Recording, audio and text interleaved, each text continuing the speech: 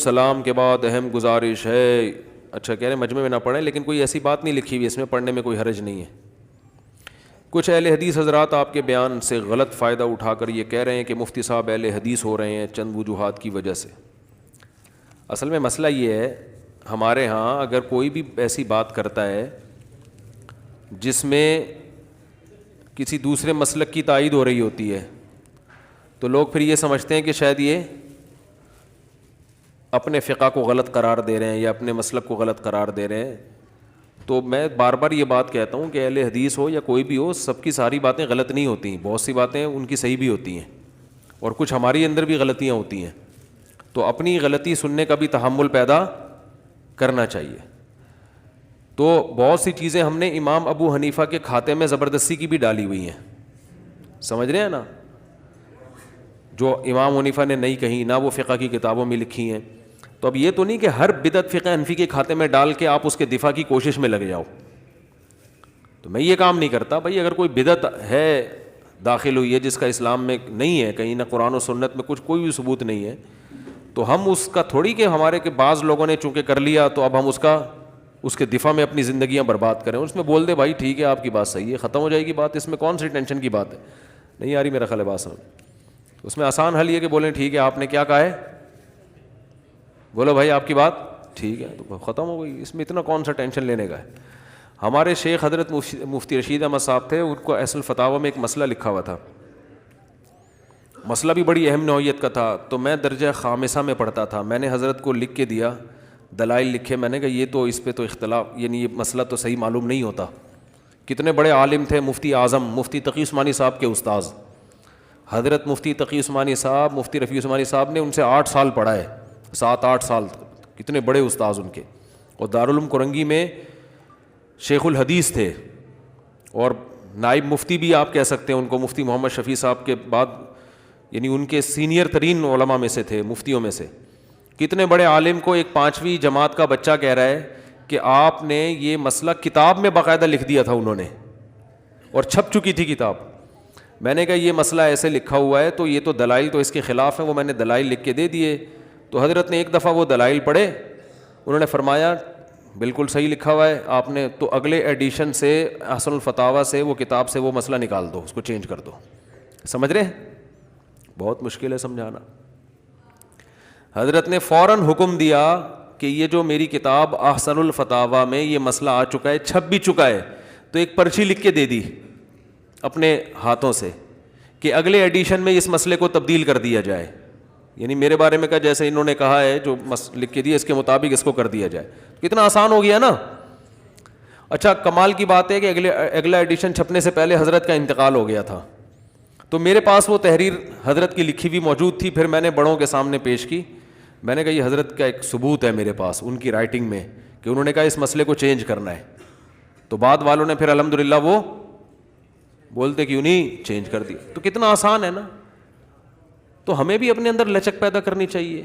بھئی سامنے والا صحیح بات کہہ رہا ہے تو ٹھیک ہے مان لو, اس میں کیا مناظرے اور کیا خام خواہ کے کھینچا تانی کر کے آڑا ترچھا ٹیڑھا میڑا, پھر اکابر کا مسئلہ بنا لینا, پھر علماء دیوبند کا مسئلہ بنا لینا, پھر نعرہ تکبیر, اور پھر یہ جو ہمارے یہاں حساب کتاب چل رہا ہے. تو لچک پیدا کرو میرے بھائی اپنے اندر, اگر غلطی ہے تو ہے, اس میں کیا ہو گیا. نہیں آ رہی بات میرا خیال ہے. تو اس میں کوئی اتنی بڑی ٹینشن لینے کا نہیں ہے. مسئلہ سب یہ ہوتا ہے جب آپ تھوپتے ہو نا اپنی رائے دوسرے کے اوپر, پھڈے پھر کھڑے ہوتے ہیں. تھوپنے کی اجازت نہیں ہے. مثال کے طور پر میں حضرت کو لکھ کے دے دیتا کہ یہ مسئلہ ایسا نہیں ایسا ہے. حضرت فرما دیتے کہ آپ بچے ہیں, آپ کو دلائل نہیں سمجھ میں آئے, اس کا جواب ہے, ان دلائل جو آپ نے لکھے ہیں نا اس کا جواب میرے پاس موجود ہے, کسی اور وقت میں بتا دوں گا یا لکھ دوں گا. تو بس بات ختم ہو جاتی ہے. اب میں پھر جا کے پھر پرچی پکڑاتا, پھر میں حضرت کے خلاف کلپ بناتا, دیکھو میں نے تو یہ کہا تھا پھر بھی رجوع نہیں کیا, یہ تو ہے ہی ایسے. اس سے کیا پیدا ہوتا ہے, فساد, اختلاف, پھڈے. بھائی اپنی رائے دلائل کے ساتھ بیان کر دو, اگلا مان لے ٹھیک ہے, نہیں مانے تو بھی کیا ہے ٹھیک ہے. تو اگلے کو بھی چاہیے کہ مان لے اگر دلائل ہے. تو اس لیے رجوع کرنے میں کوئی انسان کو تکلیف نہیں ہونی چاہیے, اور رجوع کرنا اس کی علامت نہیں ہوتی کہ آپ جاہل ہیں. بڑے سے بڑے علماء سے بھی بیان کرنے میں غلطی ہو سکتی ہے, بڑے سے بڑے علماء. تو رجوع کرنے میں کوئی یہ اس کی علامت نہیں ہے کہ آپ جاہل ہیں. رجوع کرنے کا مطلب یہ ہے کہ بھائی اس وقت آپ سے ایک رائے بیان کرنے میں غلطی ہوئی تھی, اب آپ اس غلطی سے رجوع کر رہے ہیں, تو اس سے عزت داروں کی نظر میں آپ کی عزت بڑھتی ہے, کم نہیں ہوتی. سمجھ میں آ رہی ہے بات کہ نہیں آ رہی؟ ابھی دیکھو میں نے ایک بیان کیا تھا کہ جو لوگ 2 جماعتیں کراتے ہیں نا مسجدوں میں, تو اس بارے میں ہمارے پاس صرف ایک ہی حدیث ہے کہ نبی کے دور میں ایک دفعہ یہ عمل ہوا ہے. تو امریکہ میں ایک مفتی ہیں, عالم ہیں, مفتی عثمان صاحب, انہوں نے ویڈیو بنائی اور پھر انہوں نے دلائل دیے کہ نہیں اور بھی حدیثیں اس بارے میں ہمیں ملتی ہیں. تو پورے ایک انہوں نے ریکارڈنگ کر کے یوٹیوب پہ ڈال دی. وہ بھی اچھے عالم ہیں, ان کا مقصد بھی کوئی توہین نہیں تھا. انہوں نے کہا ہم 1 سال سے آپ سے رابطے کی کوشش میں تھے, آپ سے رابطہ نہیں ہو رہا تھا, رابطہ ہوتا تو ہم ویڈیو نہ بناتے. یہ تو طریقہ ہی نہیں ہوتا نا کہ کسی نے کوئی بات کی ہے تو آپ پہلے اس سے رابطہ کر لو بھائی, تاکہ ہو سکتا ہے وہ خود ہی رجوع کر لے. لیکن انہوں نے کہا ہم نے بہت کوشش کی, نہیں ہوا, تو ہم نے ایک ویڈیو پھر یوٹیوب پہ اپلوڈ کر دی. تو 1 سال بعد ان کا مجھ سے رابطہ ہوا, تو وہ ان کے دلائل میں نے دیکھے, میں نے کہا واقعی مجھ سے غلطی ہوئی ہے, دور نبوی میں اس کے اور بھی واقعات ہمیں ملتے ہیں. باقی مسئلہ کیا ہے وہ پھر میں نے کسی اور موقع پہ بیان کروں گا, دوسری جماعت کی شرعی حیثیت کیا ہے. تو میں نے فوراً کلپ ریکارڈ کروا دیا. میں نے کہا بھائی وہ جو میں نے بیان میں کہا تھا صرف ایک حدیث ملتی ہے, تو بعض علماء نے بتایا کہ اس بارے میں اور بھی حدیثیں موجود ہیں. تو ختم ہو گئی بات.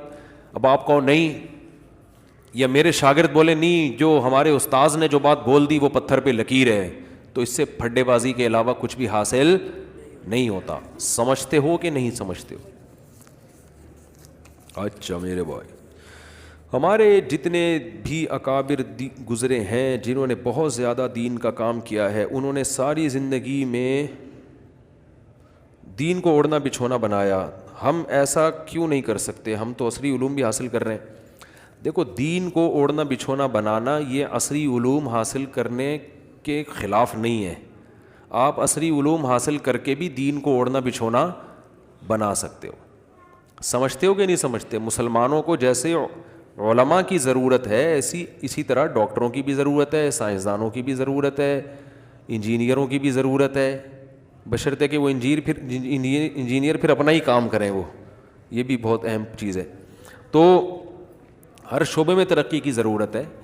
تو اس لیے کوئی عالم بن رہا ہے تو وہ عالم بنے, کوئی انجینئر بن رہا ہے تو اسی کو اچھی طرح سے پڑھے وہ, اور اسی کو اپنا انسانیت کی خدمت اور یہ سوچ کے, پیسہ بھی یہ سوچ کے کماؤ کہ مسلمان کے پاس دولت سے اسلام مضبوط ہوگا. سمجھتے ہو؟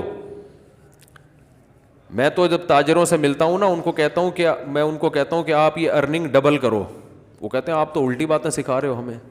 علماء کا تو یہ کام ہوتا ہے لوگوں کو یہ بتائیں کہ دنیا سے محبت ختم کرو. یہی ہوتا ہے نا, 1 کروڑ کما رہے ہو تو 50 لاکھ پہ آ جاؤ, کیا کرنا ہے 1 کروڑ کما کے؟ آپ کہہ رہے ہو 1 کروڑ کو کتنے کر دو, 2 کروڑ کر دو. تو یہ تو علماء والی بات تو نہیں ہوئی. میں نے کہا بھائی علماء کا کام ہوتا ہے لوگوں کے دلوں سے دنیا کی محبت نکالنا. دنیا نکالنا یہ علماء کا کام نہیں ہے. محبت تو ہم نکالیں گے آپ کے دل سے انشاءاللہ, نہ 1 کروڑ کی بھی نہیں رہنے دیں گے اگر ہمارے ساتھ رہو گے. اللہ نے چاہا تو, اللہ ہی نکالتا ہے, ہم کی ہماری کیا اوقات.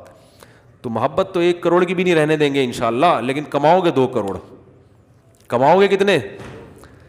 کیا ہو گیا بھائی, کیا ہو گیا؟ کیوں سمجھ میں نہیں آ رہی؟ دل سے نکالنا ہے, جیب سے نہیں نکالنی ہے. ٹھیک ہے؟ کشتی جو ہے نا, کشتی پانی کے اوپر رہتی ہے تو فائدہ ہوتا ہے, کشتی کے اندر پانی آ جائے تو ڈوب گئی.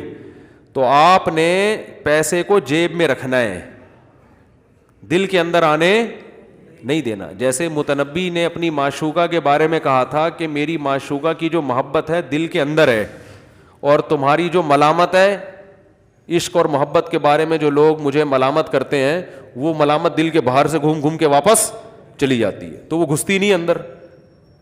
تو چونکہ محبوبہ کی محبت دل کے اندر ہے, تو آپ نے کیا کرنا ہے, اس کے الٹ کر دینا ہے. پیسے کو دل کے باہر گھمانا ہے, دل کے اندر گھسنے نہیں دینا ہے.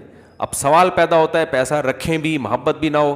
یہ کیسے ممکن ہے بھائی؟ 1 کروڑ کو 2 کروڑ بھی بنائیں اور محبت بھی نہ کریں. بہت آسان ہے, دنیا کو مسافر خانہ سمجھو یار. 1 کروڑ بھی تیل لینے چلے جائیں گے, 2 کروڑ بھی تیل لینے چلے جائیں گے. کیا خیال ہے؟ ارے 1 کروڑ کما کے کیا ہو جائے گا, پھر بھی مرے گا. جنہوں نے 2 2.5 1 ارب کمایا وہ بھی کپڑوں میں سڑ رہے ہیں, کیڑے کھا رہے ہیں ان کی لاشوں کو. کفن میں جیب تھوڑی ہوتی ہے. دل لگا کے کیا کرنا ہے بھائی؟ W11 ہے, کوئی آگے نا W11 دوبارہ. بیٹھنے کی جگہ مل گئی ٹھیک ہے, نہیں ملے پائیدان پہ پاؤں رکھ کے نکل جائیں گے, اگلا اسٹیشن ہے. تو پیسے سے محبت کر کے کیا کرنا ہے؟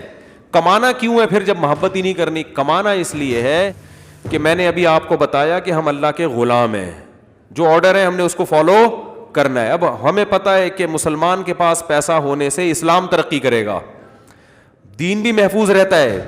جب آپ احساس کمتری کا شکار ہوتے ہیں نا, لوگ اکثر مالداروں کو فالو کرتے ہیں. دیکھو سارے فیشن ڈیفینس سے آتے ہیں.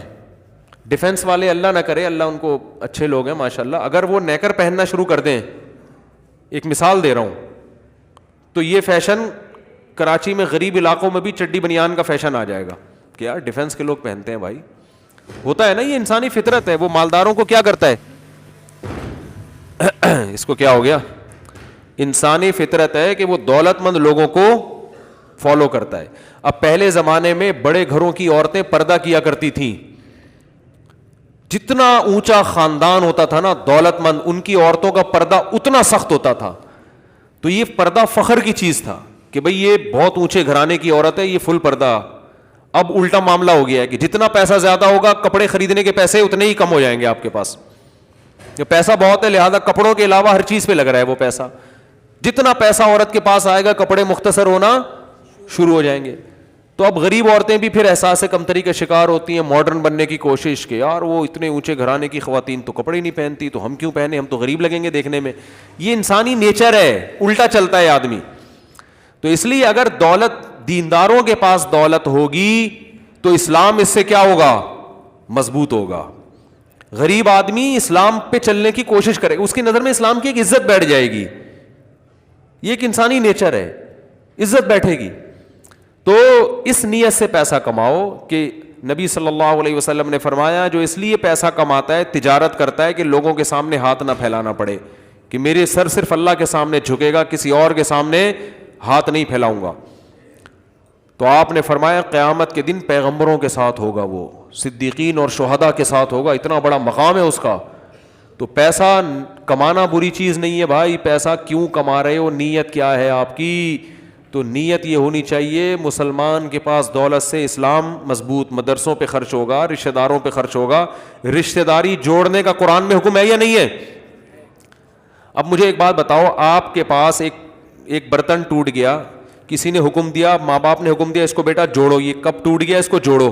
تو آپ جوڑنے کے لیے کوئی چیز تلاش کرو گے نا, کس چیز سے جوڑوں میں, یہ بس ایسے ہی ان کو ہاتھ سے پکڑ کے یوں کھڑے ہو جاؤ گے؟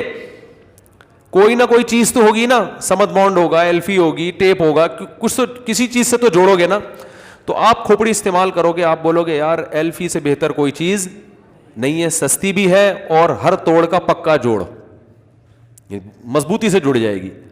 ایسے موقع پہ آپ گوند سے یا ٹیپ سے جوڑنے کی کوشش نہیں کرو گے. تو رشتہ داری بھی جوڑنے کا حکم ہے.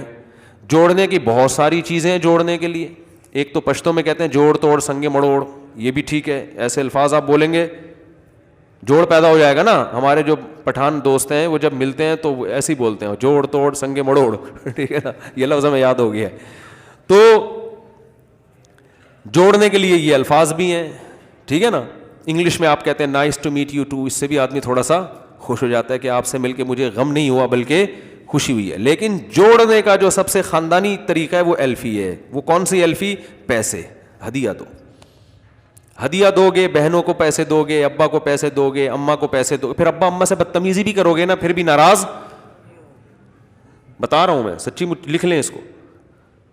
اگر آپ ابو امی کو پیسے دیں گے پھر آپ چرس بھی پی لیں, ابا کو برے نہیں لگیں گے. ان اباؤں کی بات کر رہا ہوں جو میرا بیان نہیں سن رہے, ٹھیک ہے نا, جو سن رہے ہیں ان کی بات نہیں کر رہا. تو آپ پیسے دیں گے, باپ کے دل سے دعائیں نکلیں گی. جو میرا بیان نہیں سن رہے ان باپوں کی بات کر رہا ہوں. ماؤں کی تہجد میں اٹھ کے دعائیں, پھر آپ جو مرضی کرو آپ. پھر آپ کی بیوی بھی آڑی ترچھی ہے نا, اگر وہ بھی برداشت ہو جائے گی. سمجھ رہے ہو کہ بہت اچھی بہو ہے, بہت ہی اچھی بہو ہے. تو بھائی کو دو, بہنوں کو دو, رشتہ داروں کو دو. تو یہ دینا جب ہی ممکن ہے جب جیب میں روکڑا ہوگا تو دو گے نا. تو اس سے رشتہ داری کیا ہوتی ہے؟ مضبوط ہو. تو آپ نے اللہ کے لیے جوڑنا ہے, مفاد کے لیے نہیں. اللہ بھائی اللہ چاہتا ہے کہ رشتہ دار آپس میں محبت کریں. تو یار میرے پاس تو محبت کی ایک ایلفی ہے نا, پیسے ہیں. 5,000 کا نوٹ لفافے میں ڈالا, پکڑا دیا, 10,000 روپے دے دیے, 20,000 روپے دے دیے, 1 لاکھ دے دیا, آج 1 کروڑ کا چیک بنا کے دے دیا ابا کو, ابا یہ لو یار موج کرو, دوسری شادی کرو معذرت کے ساتھ, یعنی اب تو نہیں کر سکتے, ظاہر ہے آپ کی والدہ ناراض ہوں گی, ایک مثال دے رہا ہوں میں, ٹھیک ہے. تو بعض دفعہ غلط باتیں بھی منہ سے نکل جاتی ہیں میرے. تو آپ نے کچھ بھی, تو روکھڑا خرچ کرنے سے رشتہ داری آپس میں جڑتی ہے. امام صاحب کو ہدیے دو, وہ آپ کے خلاف بیانات چھوڑ دیں گے, ٹھیک صحیح ہے نا, پنکھا لگاؤ مسجد میں, یہ کرو وہ کرو, تو بہت سارے فائدے ہوتے ہیں اس سے. تو آپ نے اچھی نیت سے کرنا ہے, وہ تو امام صاحب والی بات ایک مذاق کی ہے بھائی, اس کو سیریس نہ لیں. تو اس نیت سے پیسہ کما لے انسان. اور میں نے بتایا ہم چونکہ اللہ کے غلام ہیں, ہم کوشش کریں گے اچھی نیت کے ساتھ اس میں کامیاب ہو جائیں, ٹھیک ہے, نہیں ہو تو بھی ٹھیک ہے, ایسے ہی ٹھیک ہے, اسی پہ اجر ملے گا انشاءاللہ. تو ٹینشن لینے کا سب سے اہم ترین چیز ہے, ٹینشن صرف آخرت کی لینی ہے, اس کے علاوہ ٹینشن کسی چیز کی نہیں لینی ہے. ذرا آخرت کی ٹینشن کہ پتہ نہیں آخرت میں میرا ہوگا کیا, بس اس کے علاوہ اللہ نے ہمیں کوئی اور ٹینشن پالنے کی اجازت نہیں دی ہے, بس یہی ٹینشن ہے. بہت ہو گئے, بس کرو یار. اچھا میرے بھائی, لبرل اعتراض کرتے ہیں کہ مولوی دنیا کو مسافر خانہ سمجھتے ہیں, تو جو شخص 2 ٹکے کی دنیا نہیں بنا سکتا وہ اصل آخرت کہاں سے بنائے گا؟ دنیا کو مسافر خانہ سمجھ کے بھی بنا لیتے ہیں. جو دنیا کو مسافر خانہ سمجھتا ہے نا وہ زیادہ اچھا بنا لیتا ہے, کیونکہ اس کو پتا ہے کہ اس سفر میں جو کروں گا آخرت میں کام آئے گا.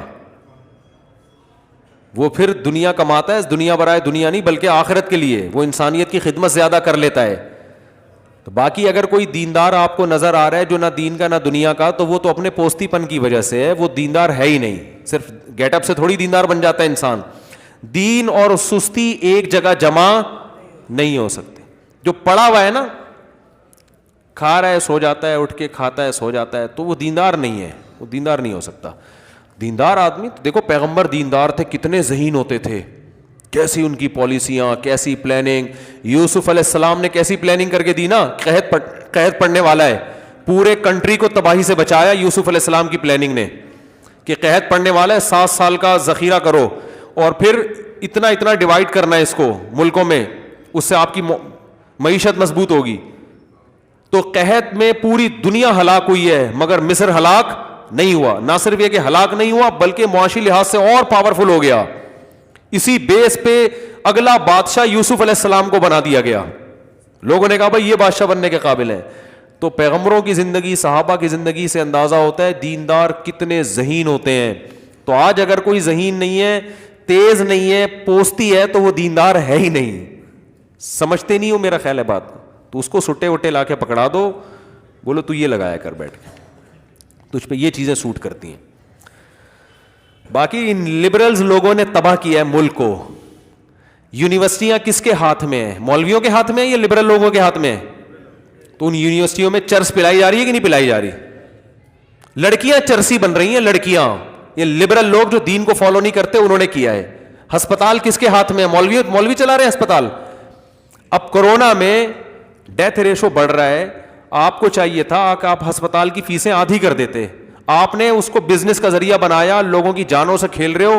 وہ کیا ہو گئی ہیں فیسیں, چارجز ڈبل ہو گئے ہیں. یہ لبرل لوگوں کے ہاتھ میں ہاسپٹل جنہوں نے تباہ کیا ہے. کالجز دیکھ لو, ہم نے خود کالج میں پڑھا ہے, ہمیں پتا ہے کہ کالجوں میں کیا ہوتا ہے. یہ لبرل لوگوں کے ہاتھ میں ہے. علماء کے ہاتھ میں مدرسے ہیں. آپ اپنے بچوں کو مدرسے پڑھاؤ, ذرا ایجوکیشن بھی ملے گی اور بہترین ان کے لیے رہائش کا انتظام بھی ہوگا, اور تعلیم کے ساتھ ساتھ تمیز بھی سیکھ کے نکلیں گے. سمجھ رہے ہو نا, تعلیم کے ساتھ ساتھ تمیز بھی, بڑوں کا ادب, بات کرنا, کیسے استاذوں سے بات کی جاتی ہے, کیسے ابا اماں سے بات کی جاتی ہے, یہ ساری چیزیں سیکھ کے نکلیں گے وہ. تو وہ علماء کے ہاتھ میں جو ادارے ہیں ان کا حال بھی دیکھو, اور آپ کے ہاتھ میں جو ادارے ہیں آپ ان کا حال بھی دیکھو. تو لبرل لوگوں کو تو علماء کے خلاف بولنے کا کوئی تک بنتی نہیں ہے. علماء کو حکومت کب ملی ہے؟ زیادہ تر تو لبرل لوگوں پاکستان کے حکمران رہے ہیں. کسی پہ 5 ارب کا الزام ہے, کسی کے 4 ارب کا الزام ہے. یہ سارے الزامات انہی کے اوپر ہیں. سمجھ میں نہیں آ رہی میرا خیال ہے بات. رزق دنیا میں اللہ کے ذمے ہے اور ہر کسی کو ملے گا. تو آج کل سب سے بڑا مسئلہ رزق کا ہی کیوں ہے؟ سب سے بڑا مسئلہ رزق کا نہیں ہے, سب سے بڑا مسئلہ انسان کی ہوس کا ہے. آج دنیا میں انسانی تاریخ کا بہترین رزق مل رہا ہے. جو یونائٹڈ نیشن کی رپورٹ ہے کہ اس سے پہلے دنیا میں انسانیت کو اتنی اچھی کوالٹی کی روزی کبھی بھی نہیں مل. رزق کی بہت فراوانی ہو گئی ہے. آپ اپنے باپ دادا سے پوچھو, ان کو ناشتے میں کھانے میں یہ چیزیں نہیں ملتی تھی جو ہم اور آپ کو مل رہی ہیں. ہاں یہ ضرور ہے کہ کچھ علاقوں میں بہت زیادہ غربت ہے, لیکن وہ غربت بین الاقوامی جو طاقتیں ہیں نا ان کی کرپشن کی وجہ سے ہے.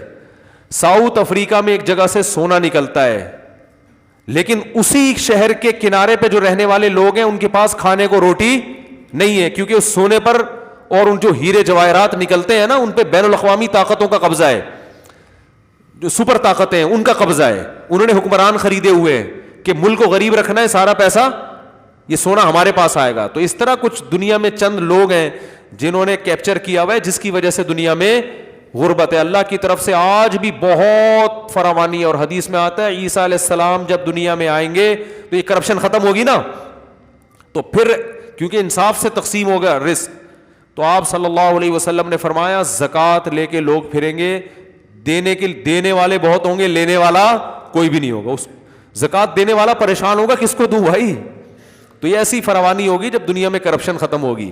تو یہ چند کنٹریز ہیں, چند بڑی طاقتیں ہیں, چند بڑے بڑے سانپ ہیں جنہوں نے دنیا کی دولت پہ سانپ بن کے بیٹھ گئے ہیں, اور یہ سودی نظام بھی اس کا ایک بہت بڑا سبب ہے.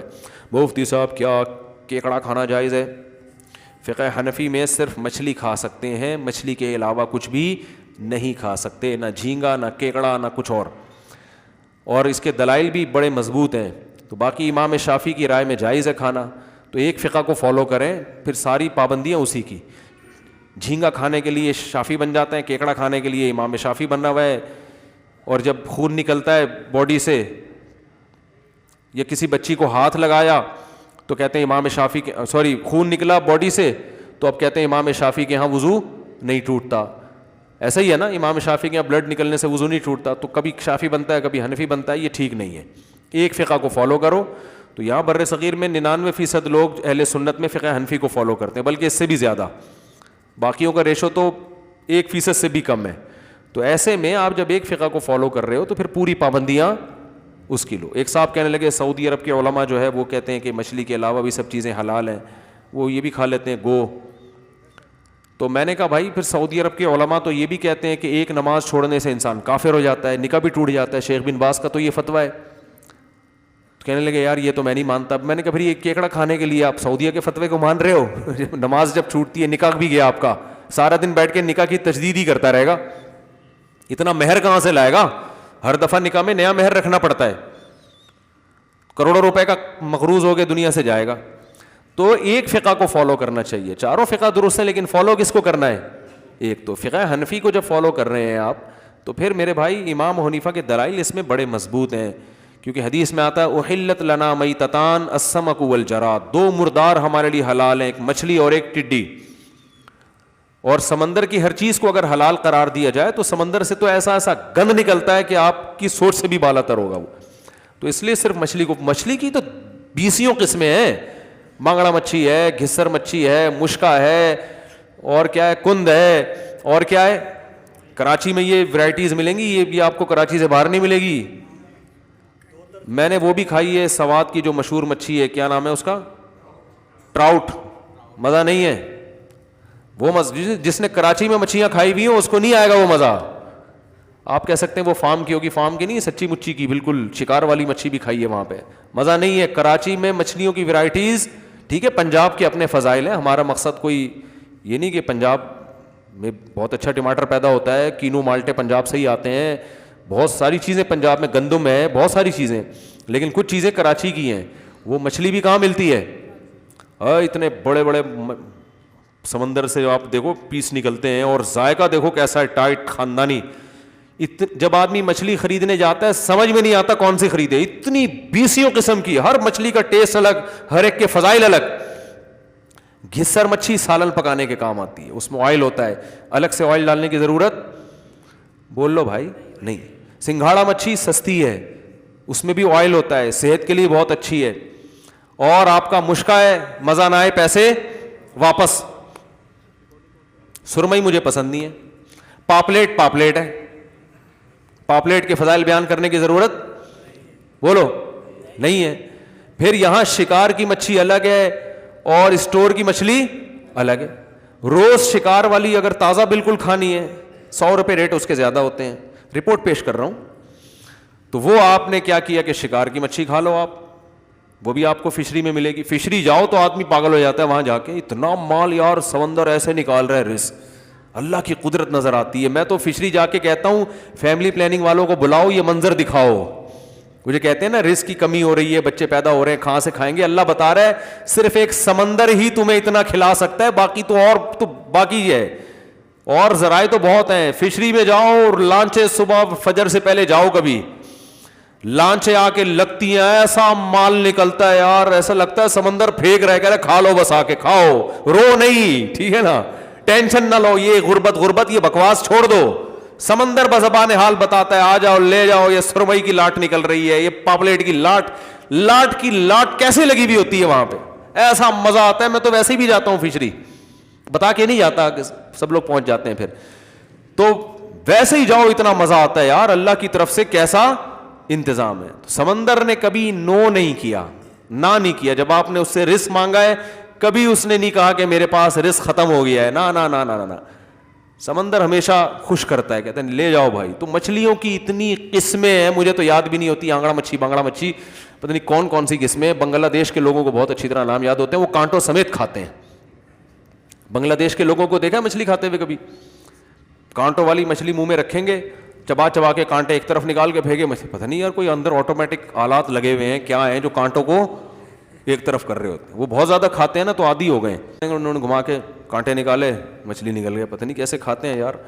تو اتنی قسموں کی مچھلیاں ہیں, تو آپ کو کیکڑے کی طرف جانے کی ضرورت کیا ہے؟ تو ضرورت کیا ہے یار؟ تو احتیاط ہے, چھوڑ دو یار اس کو. البتہ بزنس جائز ہے, کیونکہ فقہ شافعی میں, فقہ حنبلی میں جائز ہے کیکڑا کھانا بھی. تو ایک چیز, بزنس اس پروڈکٹ کا حرام ہوتا ہے جو پورے تمام ائمہ کے نزدیک ناجائز ہوتی ہے. وہ ہوٹل میں ہم چند دن پہلے گئے کھانے کے لیے, تو اس نے کہا جھینگا لاؤں, میں نے کہا نہیں بھائی مچھلی لے آؤ. کہہ رہے جھینگا کیوں نہیں کھاتے؟ میں نے کہا اس کو جائز نہیں سمجھتا میں. تو ایک دم وہ کہنے لگے یار پھر تو ہمارا کاروبار حرام ہو گیا. تو میں نے کہا کھلاؤ, جو کھا رہا ہے اس کو کھلا دو, خود نہیں کھاؤ. تو بزنس اس لیے جائز ہے. لوگ یہ بھی کہتے ہیں ایک چیز ناجائز بھی ہے, اس کا بزنس کیسے جائز ہو گیا؟ کیونکہ ناجائز اتفاقی نہیں ہے. اہل اسلام میں بعض بڑے بڑے مجتہدین اس کے جائز ہونے کے بھی قائل ہیں. تو اگر ایسا حرام ہوتا نا جیسے کتے بلی ہوتے ہیں, تو پھر تو بزنس بھی جائز نہیں ہوتا.